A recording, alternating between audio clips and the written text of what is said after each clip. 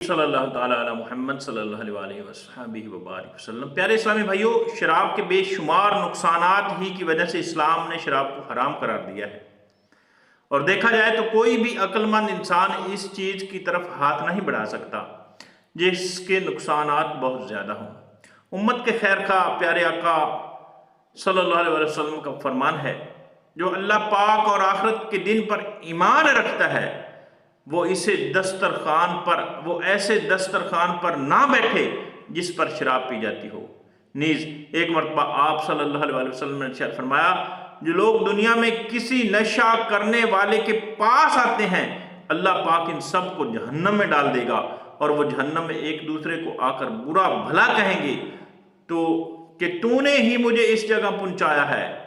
اس لیے ایسی محفل یا پارٹی وغیرہ نہ خود رکھی جائے جہاں شراب ہو، اور نہ ہی ایسی محفل یا پارٹی میں شرکت کی جائے اگر ذہن میں یہ خیال ہے کہ شراب تو آنے والے غیر مسلموں کے لیے رکھوں گا، خود نہیں پیوں گا، تو یہ مسئلہ یاد رکھیے کہ کسی غیر مسلم کو شراب پلانا بھی حرام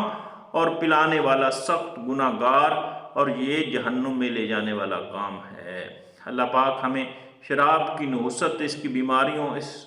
کی برائیوں، اس کی جو